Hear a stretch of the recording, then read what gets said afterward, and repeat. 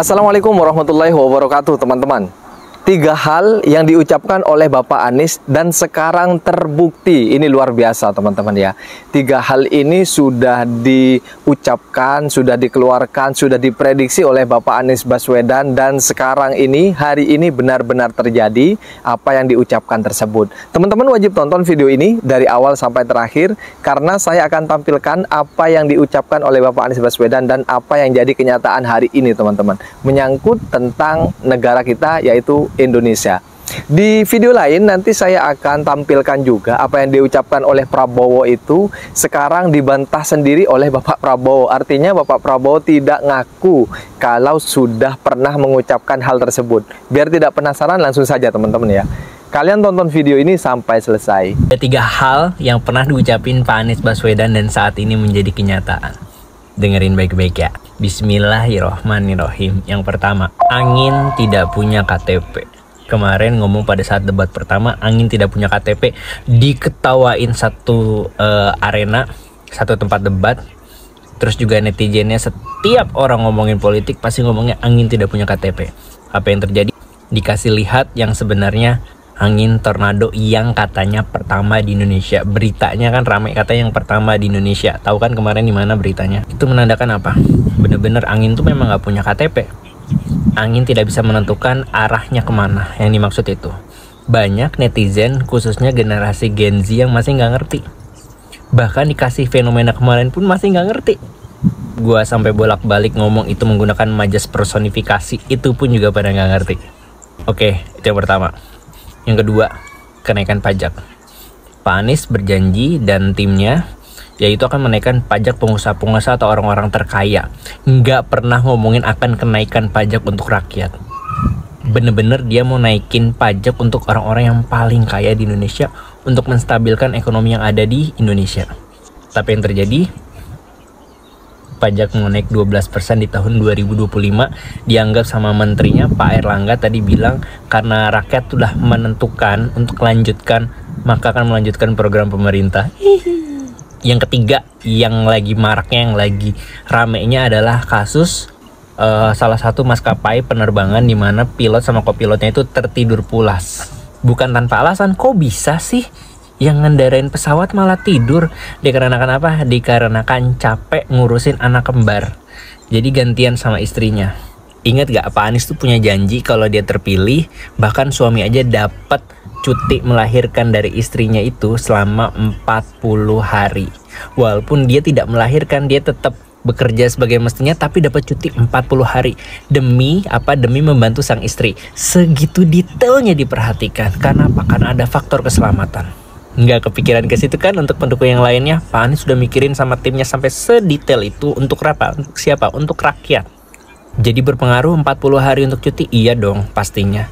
Intinya adalah Pak Anies itu arahnya untuk siapa? Untuk rakyat. Bukan untuk kepentingan sendiri atau timnya. Cuti 40 hari diketawain sama orang-orang awalnya. Yang lahiran istrinya kenapa yang libur suaminya? Padahal ternyata sedetail itu dipikirkan. Karena ada ngaruh ke psikologis. Nggak mungkin semuanya itu istri yang ngebebanin. Tengah malam bangun, anaknya mewek, mau nggak mau apa gantian sama suaminya. Sedangkan pekerjaan suami juga ada yang namanya pekerjaan yang bener-bener important, bener-bener serius. Itu salah satu jadi apa? Itu tadi, pilot. Ini baru 3 fakta yang kebongkar gitu guys. Ya udah, kan pengumumannya bentar lagi ya. Kita lihat aja hasilnya seperti apa. Bismillah. Menurut kalian gimana? Terus di komentar yuk. Erlangga Hartarto memastikan tarif pajak pertambahan nilai atau PPN naik menjadi 12%. 3 hal tadi ini merupakan bukti yang luar biasa ya.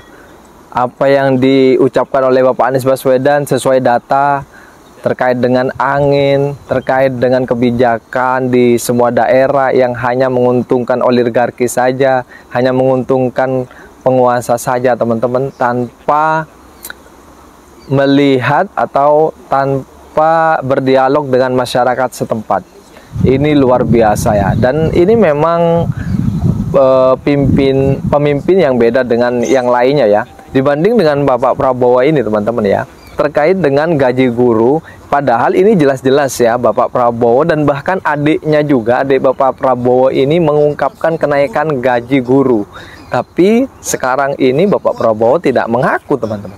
Padahal di video ini sudah yakin, hakul yakin ya, terkait dengan kesejahteraan guru dan pegawai lainnya. Artinya gaji akan ditingkatkan, pendapatan akan ditingkatkan, namun sekarang lucunya tidak ngaku ya. Dan kita harus memprioritaskan SDM, guru-guru harus kita prioritaskan. Kualitas hidup guru harus kita segera perbaiki. Dan semua gaji harus kita perbaiki, harus kita tingkatkan. Dan kita mampu tingkatkan. Uangnya ada, kita bisa hitung, sudah sekalian. Kenaikan ini, kenaikan itu, uangnya dari mana gitu loh. Kita utang terus. Tiap hari utang kita berapa? 1 triliun tiap hari. Oke, Pak. Ya, jadi kalau saya omong ini, saya janji ini, janji itu, kan saya bohong kepada rakyat ya.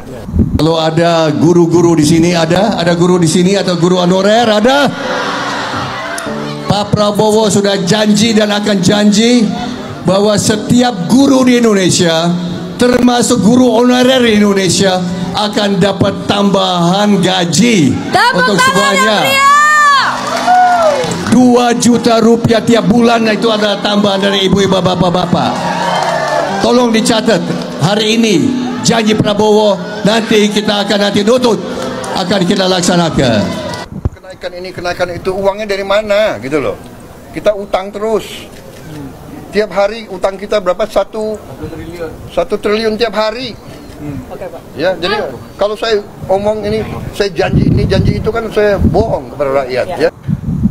Kita yakin bahwa pendidikan strategis, kita harus memperbaiki gaji guru, termasuk gaji honorer, meningkatkan kompetensi guru.